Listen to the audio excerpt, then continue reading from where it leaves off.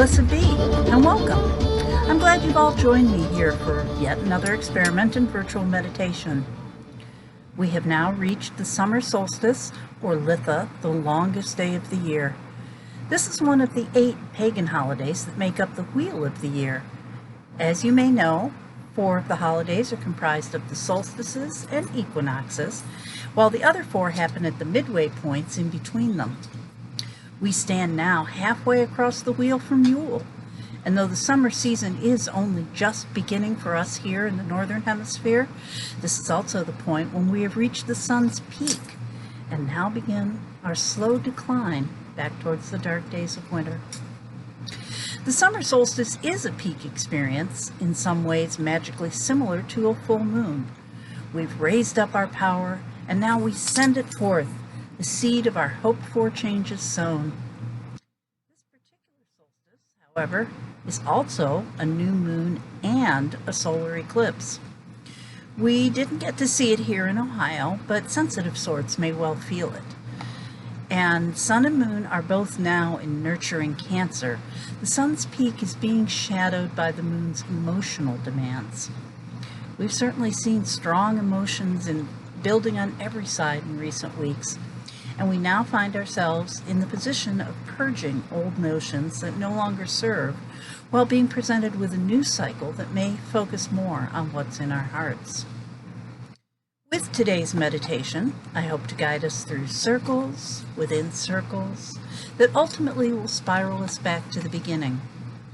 As always, I invite you to kick back, listen, and allow yourself to experience the journey through the wonders of imagination.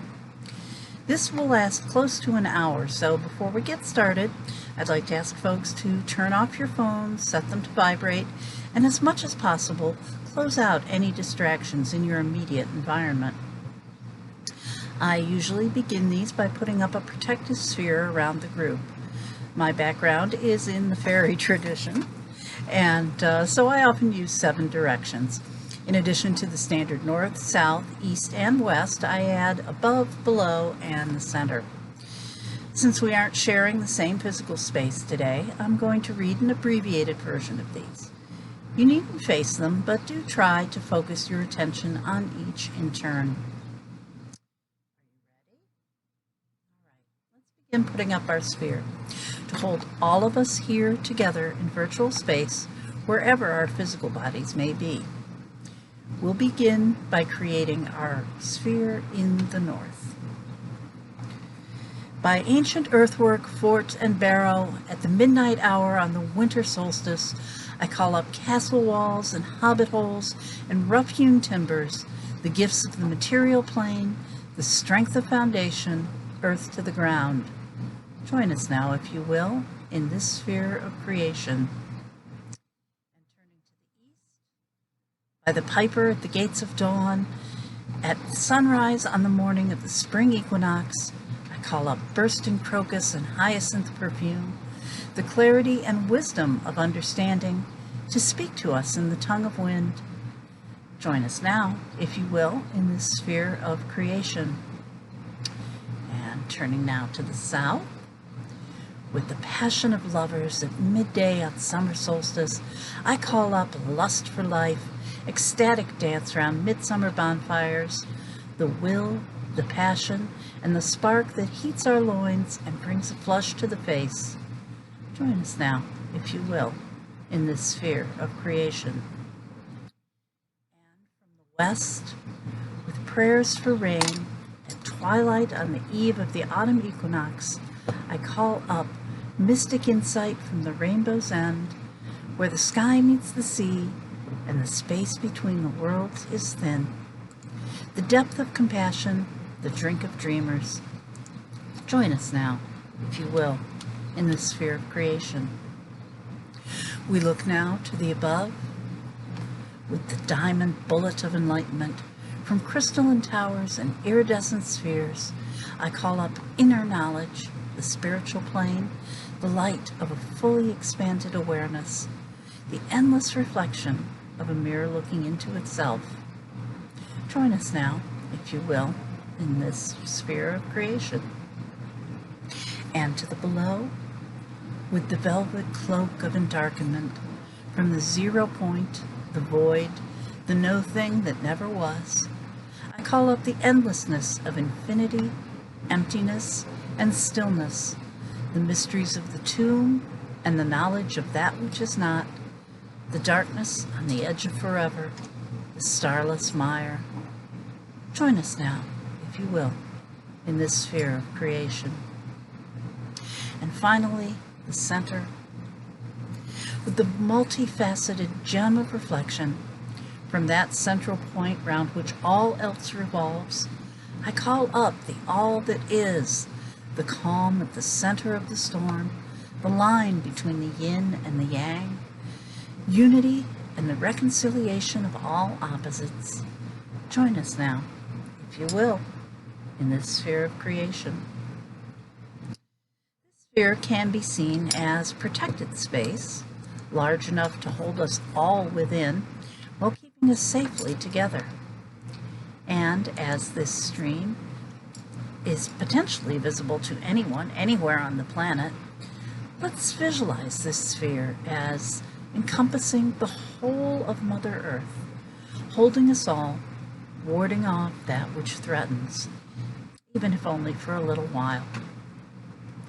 Each of you is assisting with this sphere, holding it up with your energy, your presence here with us today, or at whatever future time you may see this. We are co-creators of this reality. So for a time, we're going to envision a safer, saner, healthier world together. So I want everyone to be sure that you are sitting comfortably with your back as straight as possible. The spine is an energy channel for nerve impulses for your chi, but it's also a divining rod that connects you through your chakras to the world around you, of which we are all still a part. We are in the world as cells are in a body. If you haven't already, I'll ask you now to close your eyes and begin breathing slowly and fully. Feel your breath circle in, moving down and through you, expanding your throat, your lungs, your belly. With each breath you take in, feel yourself becoming more relaxed, as with each breath you breathe out, more and more stress, tension, and everyday cares are leaving you.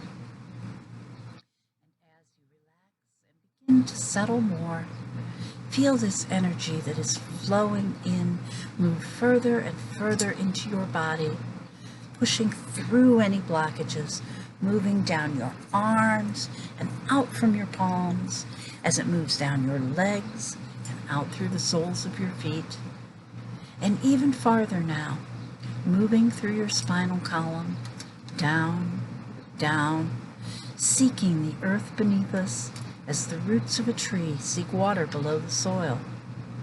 Feel your roots spread out below you, seeking that nourishment, that connection. And as you do, notice too that despite the physical distance of our bodies, your roots begin to encounter others, roots put out by all in this virtual circle. On and on. You feel your roots reach out to each person tuned in here with us, entwining and nestling together. Our roots are forming their own circle beneath us, connecting us all inside our protective sphere and rooting us in the earth that supports us and is our home. Draw in another breath now, a new breath, one that is moving upwards. This breath fills your head, the space behind your eyes, still moving up and up until at last the energy begins to bubble up from the top of your head, spilling out like a fountain, arching and splashing gracefully. And as it does, the drops begin to mingle with those of others in this circle, sparkling and dancing, creating another circle above us of light and liquid and air, gently connecting us with the soothing sound of water music and quiet flashes of rainbow refraction. As our roots did below, so too let this fountain reach out and across, connecting you with each person here in this liminal space until we are linked above as below, a perfect double sphere of energy and intent that surrounds and protects us. Now, we have entered a new realm, in a time that is not a time, and a place that is not a place. The spheres that hold us have become a world of our own making, a place where we can safely gather, a place you can return to whenever you wish. And so, in your mind's eye, I'd like you to envision yourself right where you are sitting now, in your living room, bedroom, backyard, wherever you may be, as that is where we shall begin, right where you are sitting now. However, it is a lovely day, and you've been inside so long, too long. Therefore, you decide it's time to take a walk. Prepare yourself however you feel most comfortable. We are inside our protective sphere here, but do what feels best to you for going outside, even to an imaginary destination. Are you ready? Good. Let's head out now, outside of your home and into the fresh air. Pick what seems the most peaceful direction to you, and let's set off. As you head down the road, you pass familiar landmarks, whether those be houses, apartment buildings, businesses, neighbors' mailboxes. But you haven't gone very far at all before your attention is drawn to a sliver of land, barely as wide as a driveway and somewhat overgrown. Somehow you've never noticed before. You stop and look along its length, seeing that the far end of it is richly green, shady, and beckoning. A quick look to be sure no one is watching, you turn into this unexpected lane off the main route for what you tell yourself will just be a quick exploration. Although this small patch of land seemed slightly less than an overgrown alley when first you turned down it, you find that it seems to get a bit longer and a bit wider with each step you take, and the green at the end is becoming both deeper and brighter the farther you go as well. And though an end doesn't seem to draw any nearer, as you progress, you begin to hear the sweet trill of bird songs, perhaps the melodic plashing of a fountain. Though you have gone further down the weedy path than you initially thought possible, at last you do reach an end to it. There, you are surprised to see a wrought iron gate rising from a tangle of hedge, stretching off in both directions. It is flanked by a Gothic ornamental column at either side, each of which is filled with Art Nouveau tracery and topped by an old-fashioned carriage lantern. The gate itself arches upwards towards the middle, each vertical rail topped in a formidable spike. This might seem the end of your journey, but you decide to take one closer, longing look beyond the fence before retracing your steps. To your surprise, the gate swings silently open as you step forward, a clear invitation to explore a little further. And indeed, the vista that opens ahead of you makes clear that was the right decision. Stately trees arch overhead, casting everything in a dappled golden light. And while you had been following a track of dirt, scrub grass, and weeds up until now, here the way forward is cobbled, a path neither quite brick nor exactly stone, but partaking of the qualities of each. You look around, realizing the space you see is regularly bounded, at a distance near enough to be apprehensible, but far enough you can't clearly make out what lies beyond. There is a suggestion of walls outside this space, pale stucco and dark shaded windows, mostly masked from view by the lush greenery, and topped by a red tile roof. At some point in the near distance, stretching to the right and to the left, the boundary connects with edges that angle out and away from you in a way that is neither rigid nor square. The path you followed in leads a little way ahead before joining a broader circular promenade. Both directions seem equally appealing, so you pick one and stroll a little further on. The trees seem mostly to grow along the outer borders of this park. Closer to the walkway, there are flowering shrubs overhanging velvety mosses and creeping myrtle, while taller plants stretch towards the sun a bit further back. The air is moist and fragrant, but comfortable. Now and again, you see a stone urn or a planter nestled amongst the growth, spilling out in an ever brighter array of flora. Fuchsias, begonias, and petunias vie with peonies and climbing roses to catch your eye. The colors here are dense and saturated, adding to the sense you have stepped into another realm beyond the one you know. The path continues curving gently onwards, shadowing the outer walls that have all but disappeared behind the greenery.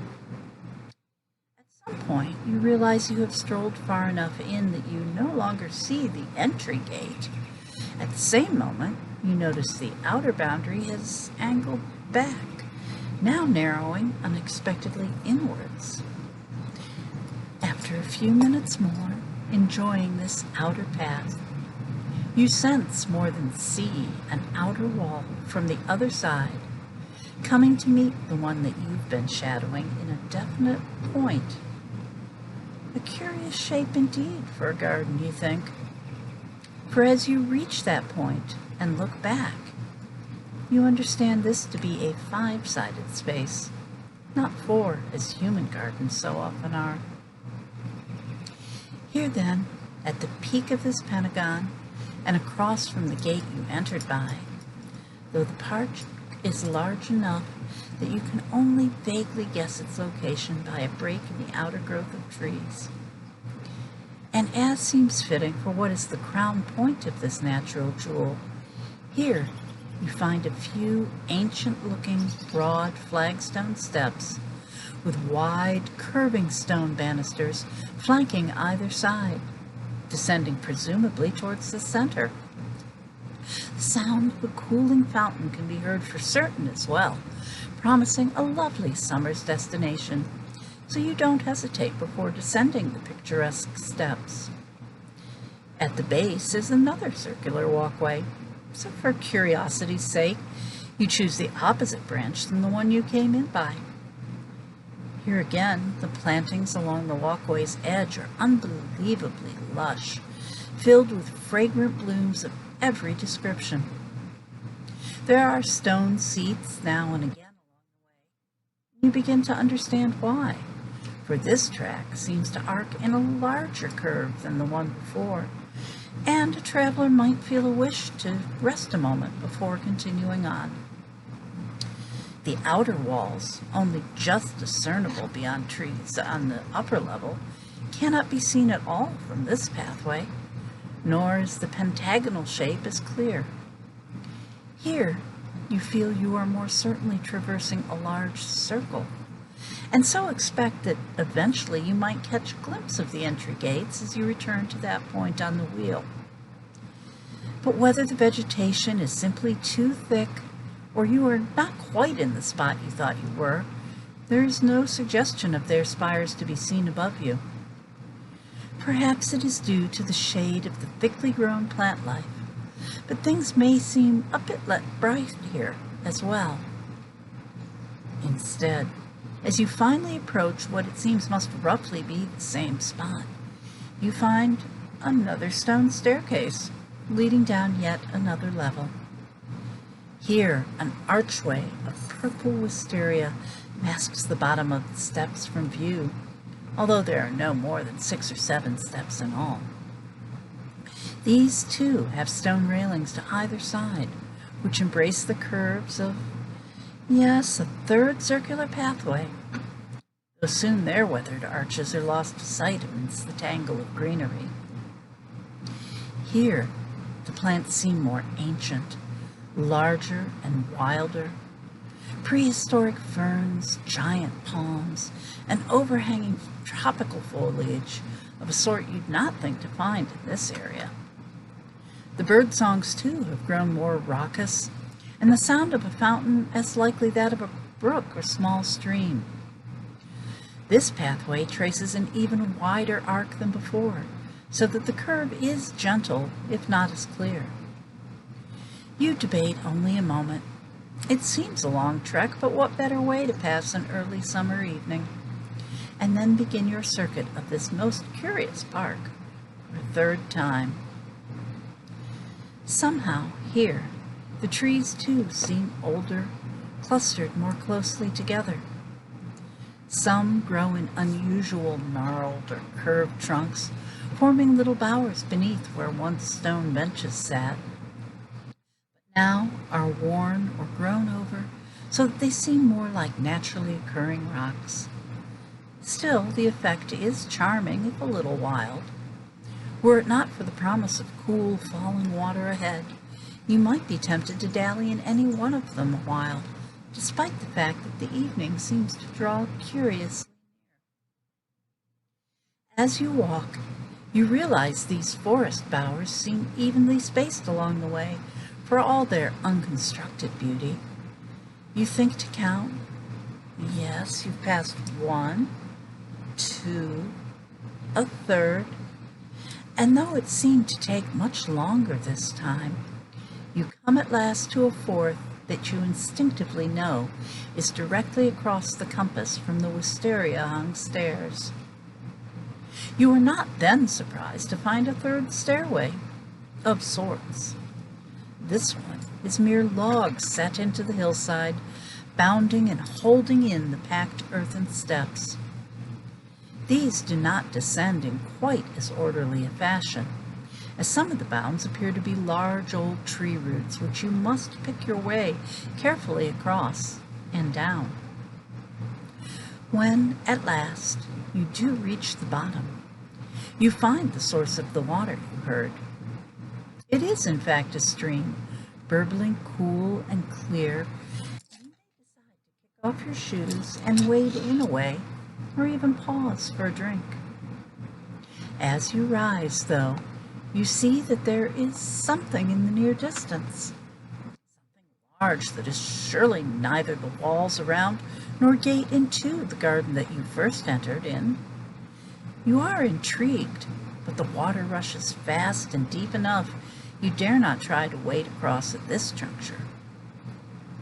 Returning to the bank, you note that while the growth underfoot is here nearly as weedy and wild as the alley you first followed, there is less of it, perhaps, the trace of the path even, to one side, so you choose to proceed in hopes of finding a way across.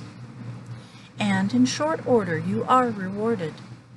To your surprise, you find a stone bridge with wide, central overhead arch, cascading away in an almost tunnel-like fashion.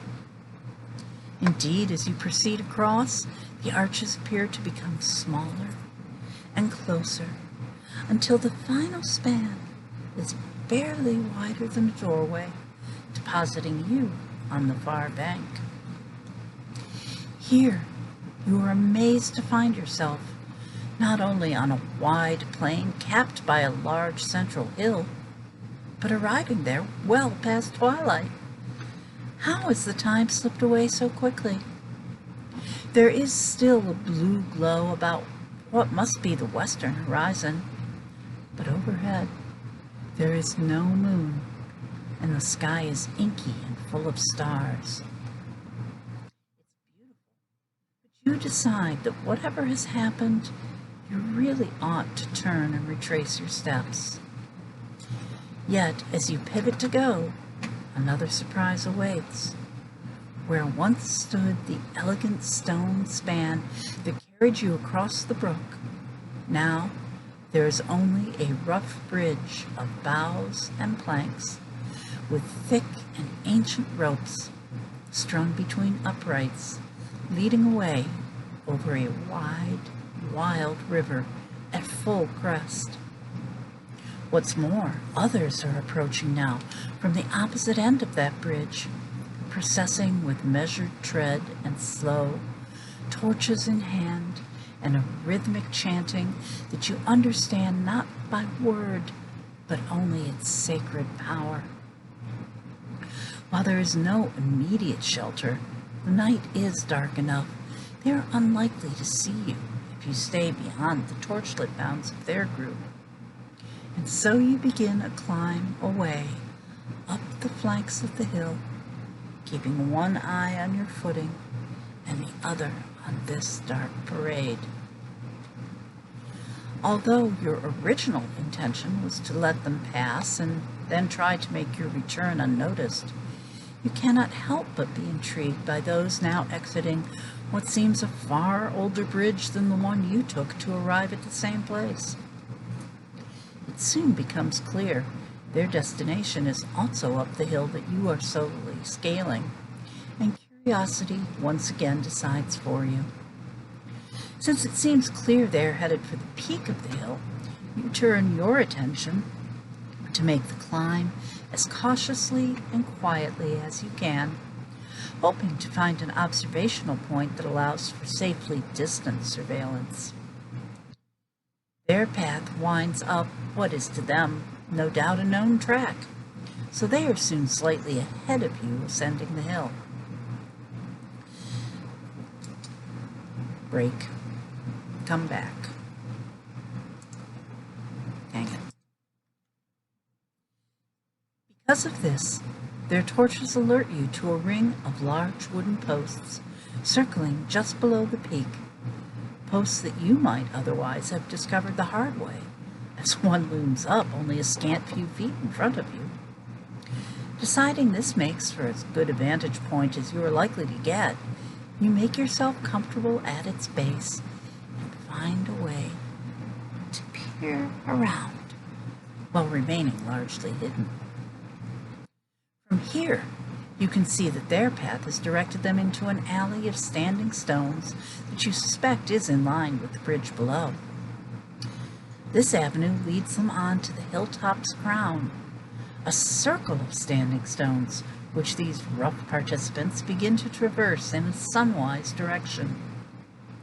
As they pass by, you see that their clothing is coarse and homespun at best, mere animal skins for others, and as they draw near, you see that close to the head of the procession, how could you have missed it?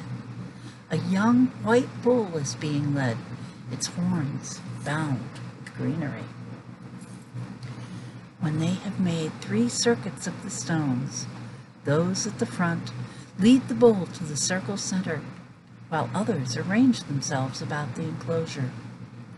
The 2 strong-looking fellows who have led the bull now grasp its head firmly, exposing its neck to one who raises an arm on high.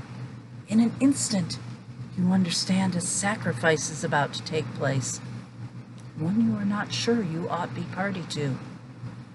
Though you are here at this time, these are not your people, and this is not your right. You turn back into the shadow of the wooden post that shelters you. There is an anguished cry from the beast, and then things are different. You can't say how at first, until you decide to chance another look and realize you are no longer protected by an ancient wooden marker. Confused, you look down. It's difficult to see on such a moonless night, but the ground looks darker here. Extending one cautious foot, you can tell there is a slight depression where an outer post stood not a moment before. Looking back to the hilltop, you see the group gathered there is much smaller now. There are still some holding torches, but the dozen or so assembled in the center no longer have a bull or any sign of sacrifice. Instead, while 3 are clad in some sort of robe, others quite improbably appear dressed in knee breeches and powdered wigs. One of the robed ones puts a large trumpet-like instrument to his lips and blows 3 blasts. "And the wizard blew his horn!" the others cheer, raising cups on high, while just beyond the trumpeter, a tall horse rears. This is so astonishing to you, you take a step forward, forgetting the depression in the ground. A slight stumble causes you to look down, but the sound of drums jerks your head back up again.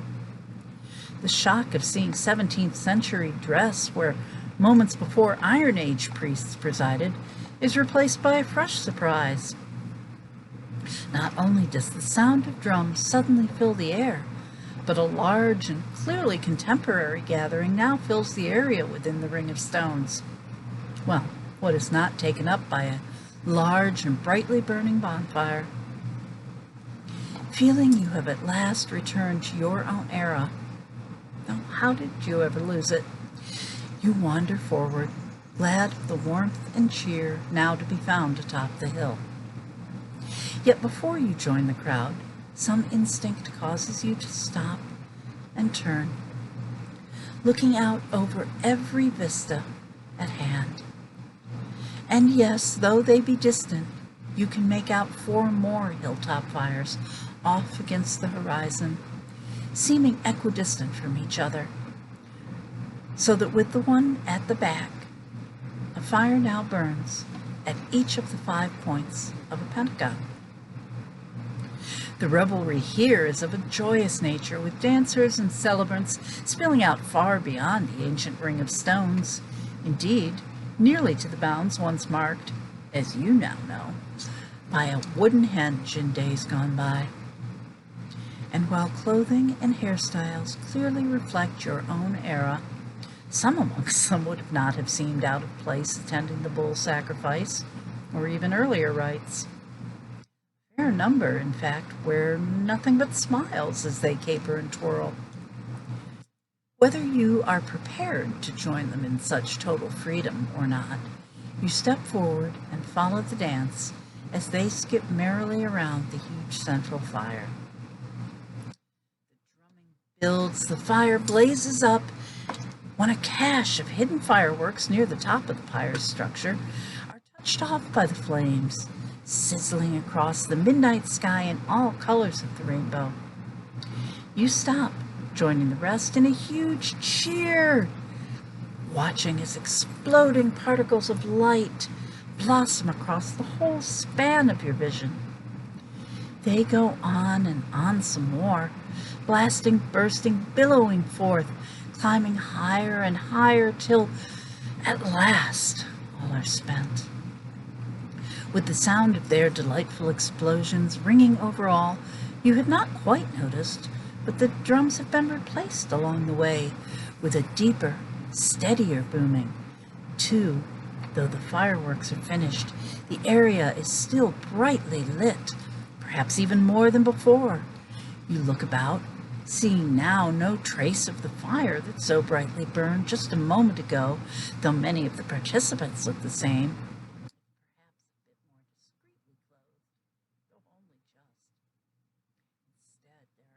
Enormous neon structures on every side, glowing ultraviolet environments, beckoning you to explore the wonders within.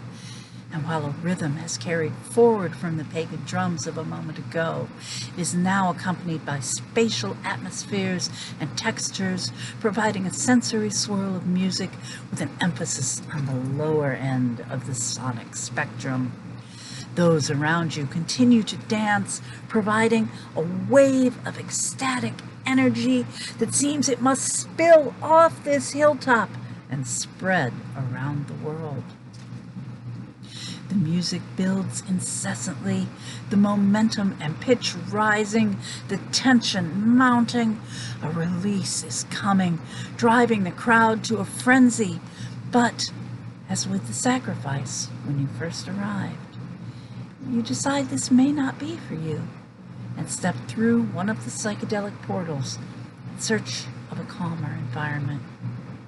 You pass through an arch of repetitive, undulating shapes of light, just as the bass and the rhythm drop the hardest, pushing the dancers over the top.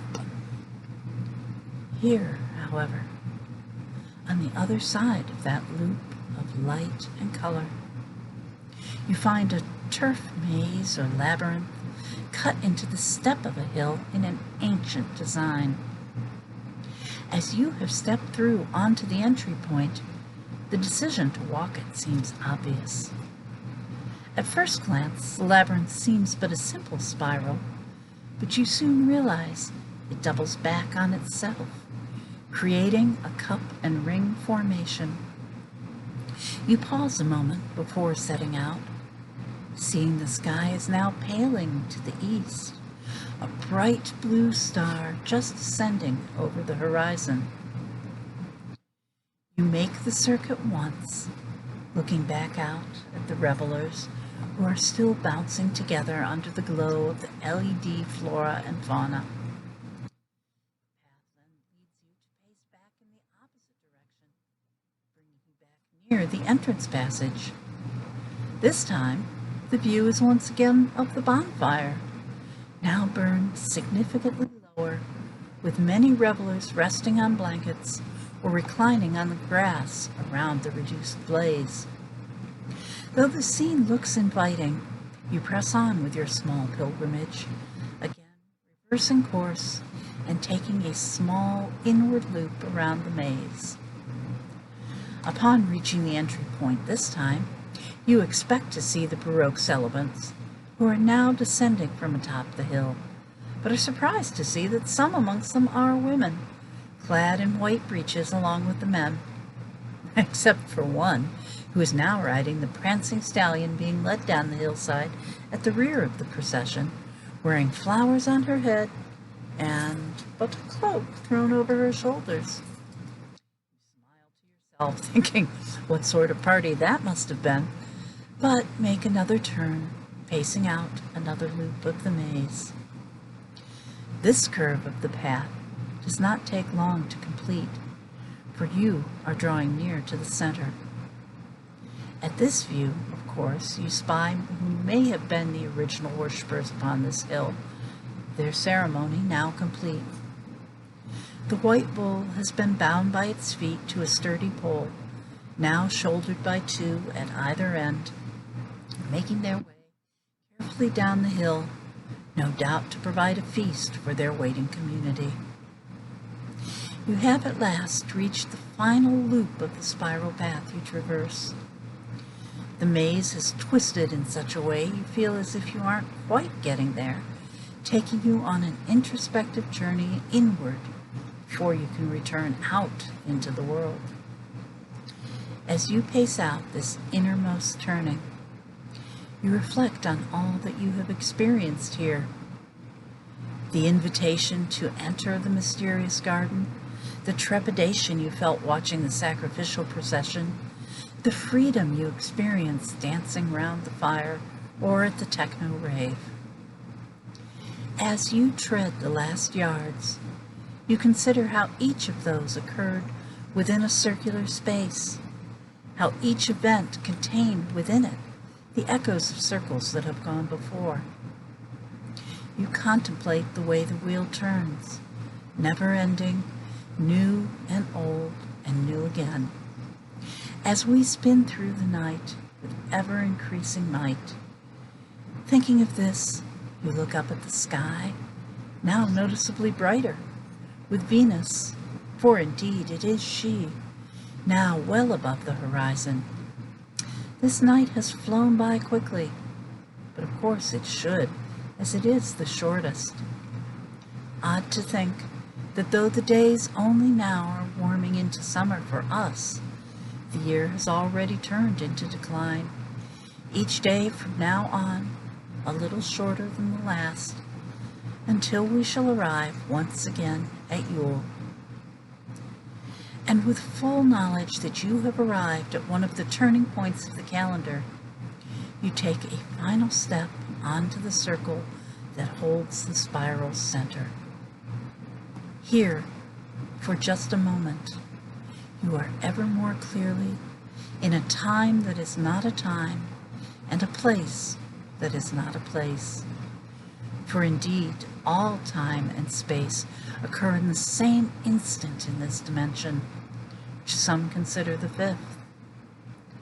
All of your life's journeys are here, momentarily compressed to a single instant, an eternal now, and here all of us are together at a shared moment of joy and dynamic potential.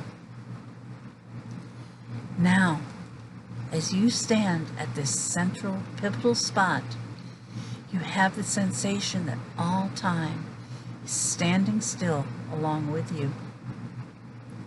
And while there is no visible movement, you feel as if you are rising up and up, passing through all the ages that have preceded you, a circle within a circle with no beginning but never ending. You rise up, buoyed on the energy of all that has gone before you and all that is still to come, ascending through time and space, though standing perfectly still, until at a final moment where nothing is different and yet somehow everything is, you stop, still standing at the very locus that had been the central station of the maze. You find yourself at a crowning decisive point, one filled with dynamic potential. As you get your bearings, you find you are once more just inside the ornamental park gate that had admitted you to this journey. Yet things are not as they were. As you look about, you see that instead of plantings and park walls, there is another gate, exactly the same, to your right, and yes, a third to your left. You turn in place, unsurprised that a fourth gate is behind you. And as you turn further, you realize that identical gates lie between each of the cardinal four, and you suspect closer examination might reveal another 8 or more in the interstitial spaces between those you easily see. In each case, the area immediately on the other side of the gate resembles the weedy alley you first used to approach it, but just beyond that, things are dim and a bit formless. In an intuitive flash, you come to understand that each of these leads to a similar, yet slightly different future. The ones closest to you are quite like the past you left behind when this journey began. The next level may show some slight but obvious variations, and those further out likely differ even more. Still standing in that calm, central spot, you must now make a choice. Which gate will you step through? Which future will you choose? Here, at this liminal moment, you can decide what you will be once you emerge into the new land in front of you. Looking again to the skies, you are reminded it is the new moon. Time for fresh starts and new beginnings, and all possibilities are on the table. Let us take a little time, then, and contemplate what future we would wish to see ahead of us. What changes would you make if you could? What would a healed world look like? What would a safe world a world in which you would gladly spend the rest of your life. Picture it now, in your mind's eye and in your heart.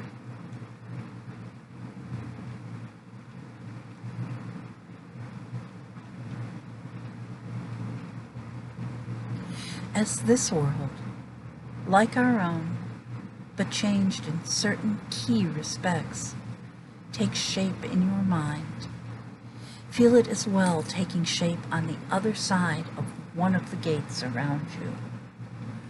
It can be the one before you, but it may also be another. Note if you sense a pull in a particular direction.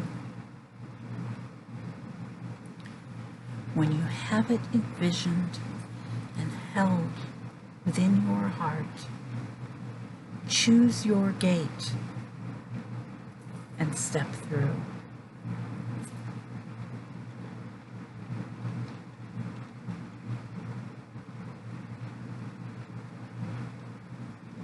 With but a few short steps, you find you are quite nearly back on your own street, ready to return, having changed appropriately in order to come home again. You turn to take a last look at the other world that you have journeyed through, only to face the rising sun. It shines quite directly down the short path you traveled, rising so brightly that the bars of the gate dissolve in its rays, and Venus fades from view overhead. And as the rays of the sun now rise above your mind's eye, you recall yourself to yourself. We have, together, traveled to a realm that is invisible to our outer sight, but while it may lay beyond ordinary reality, it is as real as all of us together can make it. There, you arrived at a pivotal point, not only in the year, but perhaps in the larger scheme of things as well. Information gained and choices made can travel across the boundaries of time and space to help shape our daily lives, right where we are sitting now. So let us now take a moment to thank the Center for holding a presence in this sphere of creation and for providing the point round which all else revolves. Go if you must, stay if you will. Hail and farewell. We thank too the below, whose presence in this sphere of creation has provided the nothing from which all arises. Go if you must, stay if you will. Hail and farewell. Our thanks to the above, whose presence in this sphere of creation has provided the light of awareness that blooms in all our hearts. Go if you must, stay if you will. Hail and farewell. We thank the West, whose presence in this sphere of creation has provided us the primordial experience and essence of love. Go if you must, stay if you will. Hail and farewell. Our thanks to the South, whose presence in this sphere of creation has provided us the energy and the inspiration to carry our gifts out into the world. Go if you must, stay if you will. Hail and farewell. So too we thank the East, whose presence in this sphere of creation has provided the ability to imagine, to think, and to visualize our dreams, and perhaps make them real. Go if you must, stay if you will. Hail and farewell. And we give thanks to the North, whose presence in this sphere of creation has provided the foundation on which all else is based. Go if you must, but stay if you will. Hail and farewell. And now the circle is open, but never broken. So merry meet and merry part and merry meet again. Thank you so much for joining me here today. There is, of course, a section for comments below this video. I would love to hear any feedback you may have, anything you might have envisioned on the other side of the gates, any direction you might have felt pulled in. Feel free to leave me a comment, and of course you can always like, subscribe, and share. You know the drill. Anyhow, I will answer any questions if you have them, and otherwise we will see you back here the next time. Take care all. Blessed be.